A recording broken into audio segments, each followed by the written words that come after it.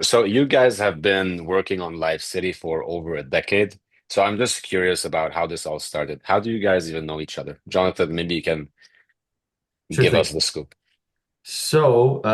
Long story short, I found Brandon on the side of the road. I'm kidding. We've actually known each other since elementary school. So it's been 17 years now, something like More than that. that.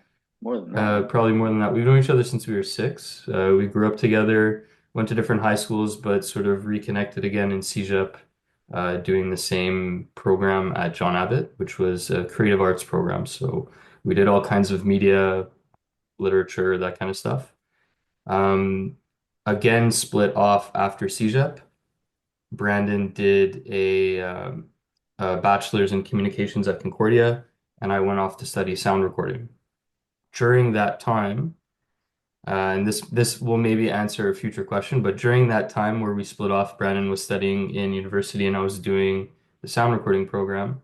Brandon came up with the idea that we could combine our skills and start a company which would film bands performing and record their audio at the same time to combine it together and create full-length concert videos. Multi-camera angles, multi-track recording, so you have a high-quality mix that's not just, someone with a really bad audio recorder in the crowd. This is like high-quality audio, high-quality video, and package it together to create a product for those artists. And that's sort of how we met, how we know each other, and the sort of the genesis of this company all packaged together in one little story. So Brandon, I have to ask you because I talked to a lot of business founders and over over a lot of over a lot of years, people end up having some kind of conflicts, right? Like they see things differently. Having a friend that you trust that you've known for a long time is great, but opening a business with someone is different. So I'd like to know, how do you guys manage this personal relationship, yet keep it professional at the same time? How do you manage disagreements? It's never professional. No, that's a joke. I mean, it obviously the evolution of our relationship has evolved in the last decade or so, right? When it started out, it was a side project in university, right? Just something to do that gave us a little bit of purpose for our studies, right? Because I was looking at my bachelor degree and I was saying, by the time I'm out of university, I don't know that I will be anything. I'm not a doctor. I'm not, a lawyer or anything of that nature. So what are we? What will define our career? And so it seemed like a logical thing to do was just start something. And so, at the time, John and I, we've always been entrepreneurial in a way, or at least, if not productive necessarily, we've always been industrious over the years. So this just felt like another thing that we could do together, have some fun, get out, meet people, and really start to grow ourselves, our professional identity, if you will. And over the years, of course, as the business changed, of course, different, I don't even want to say conflicts emerged, but different disagreements emerge for sure. But at the end of the day, we always have the same goal, which is to grow the business, create a sustainable income for ourselves, create economic stability for ourselves, and enrich our client base, enrich our own skills, and potentially provide jobs for other people. You know what I mean? And so, with these goals in mind, we're always on the same page, if not always, or on the same chapter, if not always on the same page, I should say. That's maybe a better analogy, right? So we don't always have the exact same vision about how something should get done, but at the end of the day, we know where we want to be. I mean, that's a good answer because if you told me that we're always perfectly aligned, I'd be like, No, okay, there's something weird. I mean, that's kind of the value of having a co-founder is that you see things differently, but you have the same goal of like making it work. So it's nice to have this exchange. So John, I want to go back to you here. You talked about filming bands, but today you're making corporate videos yes, of like some very high profile companies. How yeah. do you go from this to that? Well, quite early on, to put it very blunt, we realized that bands don't have a whole lot of money, and that if we continued on the path that we started out on, we wouldn't make it very far, at least not in terms of, like Brandon said, creating sustainable income for ourselves and potentially other people. and we both had some contacts in the corporate sphere. Our first one actually being my father, who worked at Sun Life at the time, and he so generously got us an in to film a golf tournament for Sun Life. They liked the end product, they liked the experience of working with us, and it wasn't too long before that network kind of emerged, and then you start building that portfolio and sort of things travel. So uh, it was a little unforeseen, but not necessarily unsurprising, how it evolved at that point. Okay, I have to tell you this. Like, I did watch a lot of those videos. They look amazing. Like, seriously, this is like some high quality, like best, like world class stuff that I watched. I mean, I thought it was gonna be something, you know, done quickly, and because I saw a lot of these people start these little advertising companies. They'd have a lot of generic AI generated content and just fill in the seconds with like random clips of stuff that's completely unrelated. But when I watched your content, it was so good. And so that's why I'm asking. Um, I feel like you guys should put yourself out there and market yourself a lot more because the quality of your output is just ridiculously good. Appreciate it. We have been, especially in the past few months, again to varying levels of success. We've actually gotten quite a bit more buzz now that we've put a sustained outreach effort in place. I would say up until this point, not that we were like completely satisfied, but we had enough business to keep us relatively busy just through word of mouth and that kind of peer-to-peer marketing referral type thing. Um, but obviously, we want to grow. We want to make this much bigger. We want to be able to involve more people. And for that to happen in a sustainable way, we need to overload ourselves. We need to take on so much work that Brandon and I can't handle everything just us two. And the way to get that done is like you said, to start marketing ourselves, which is something we've started in earnest in the past 2 to 3 months. And if I could add on to that as well, Antoine, you asked why we don't necessarily market ourselves as much as we should. We recognize that for sure. I would say as well, how we mentioned evolution before. Over the years, we have gone through a few shifts in identity, right? And I do believe that we're still trying to really find our identity.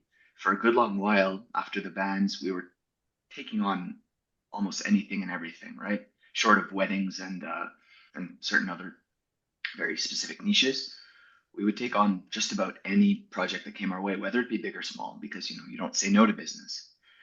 And I think that sort of diluted our identity a little bit, which maybe it's a mistake in hindsight, but I don't think so because we got a really nice wide basis of different productions and different types of projects. So we have a good understanding of each of these. So now, I can say confidently, we know much more what we're good at doing. Um, we know more or less sort of where we fit for now, insofar as a clientele identity. And now I believe that we are ready to start putting ourselves out there and start assuming that identity a lot more forcefully. That said, it could change again. It could definitely shift as time goes by. You mentioned AI. Uh, you didn't mention it, but a lot of marketing agencies or social media agencies have emerged since we started our company. And what's good enough for them is picking up a phone, filming an event, cutting together a few clips, and boom, there's your video. So we come from a bit more of that old school where social media was not huge when we started necessarily, or at least not in the way that we know it today. AI didn't exist when we started. So every project, we really put our care and attention into every detail because that's how we learned how to do this, right?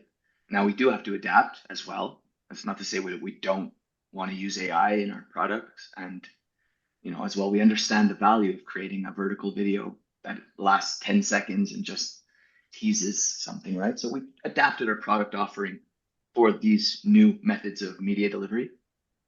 But yeah, I kind of lost the train of thought of the question, but was about the marketing. No, no, that's fine. As someone from the field, I can tell you that there's kind of this the AI fatigue is starting to come in because people are seeing random generated video all the time. Mm. And right now it's like, okay, I want something real. I'm sick of these like generic images. So I think there's room for both.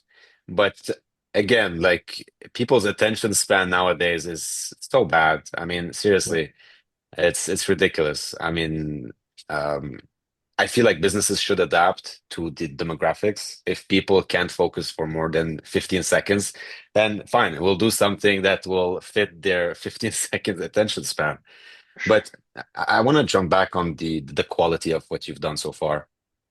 I feel like as someone who was in communications, someone who studied sound engineering, um, I feel like this was kind of a learning curve to get to where you are. Do you feel like your output and the quality has evolved over the years, or do you feel like you were really good at filmmaking from the get-go? Was it like a passion growing up? I'm, I mean, this is entirely self-taught for me.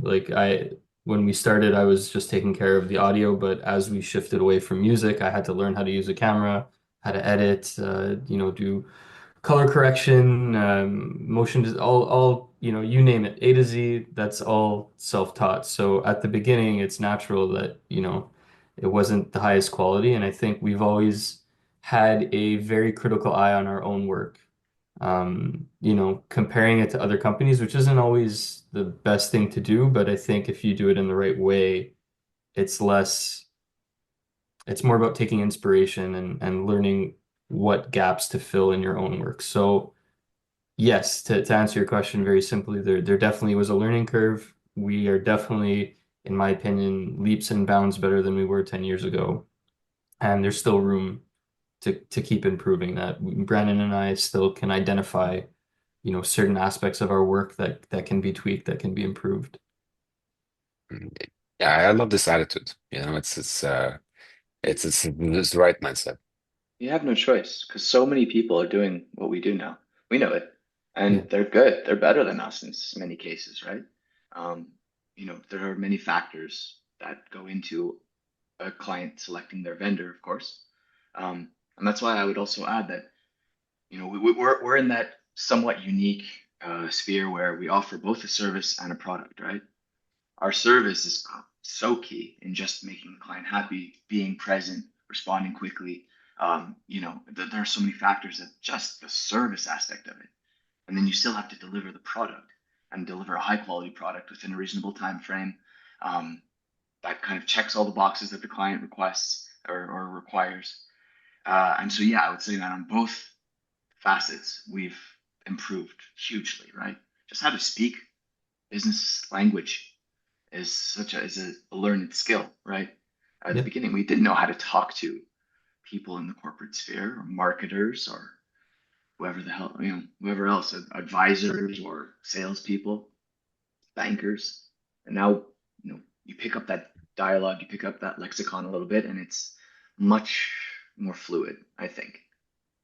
Even learning like specific industry phrases and speak. We do a lot of work with Airbus, and now we can tell you from tip to tail of the plane, all the different big pieces that have to move into place and how that all works. So Yes. that's, you know, learning just specifically the industries that you're in and the industries you want to continue with. You have to almost make yourself sound like an expert in that specific industry, not just business speak necessarily, which is obviously important, but make your client feel like you know their business specifically inside out.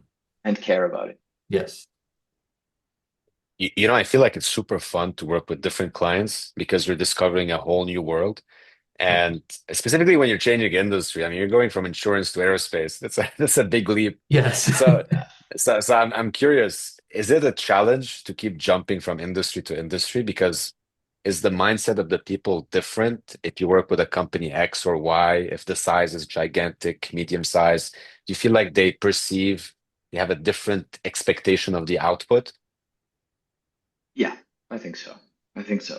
Um, in we do some work with fashion, right? And for them, every little detail to the detail has to be just right, right? It's too wrinkly, it's too bright, whatever the case.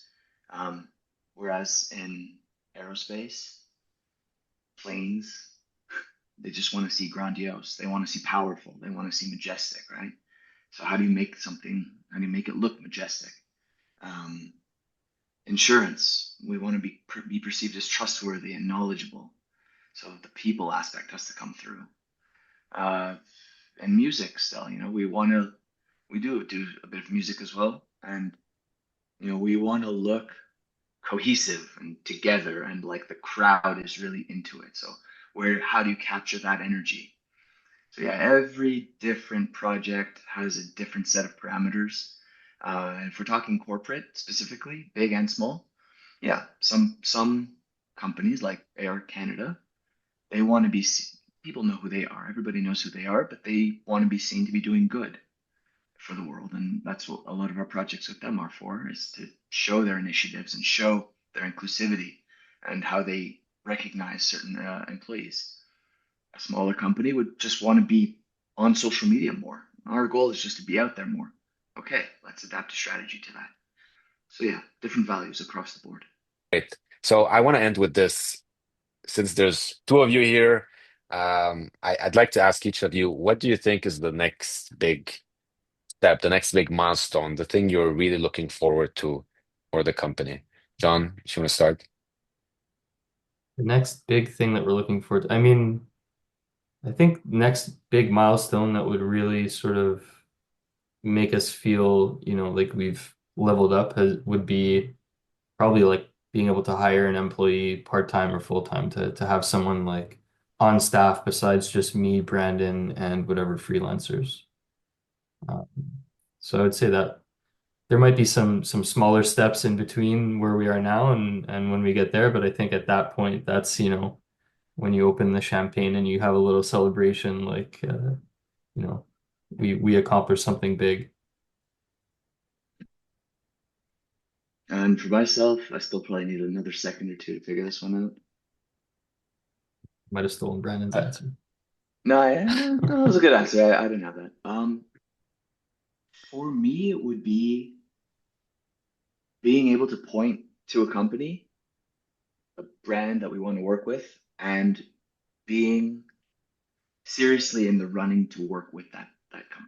So being able to choose our dream job, let's say, and really like go in and with confidence and a plan and say, hey, director of marketing or whoever that we would contact, like, this is us, you know who we are. Let's do something. Let's talk. Let's get something off the ground for you guys. We have ideas, and they would seriously listen. You know what I mean? Everybody has their agencies of choice. Everyone has their vendors that they've already picked out, but to be able to approach somebody and say, "Hey, we're LiveCity. This is what we do. We have some ideas for you," and for them to seriously listen,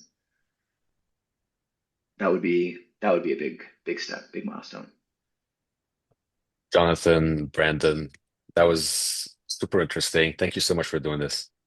Thank you, Thank Antoine. you. Appreciate it a lot.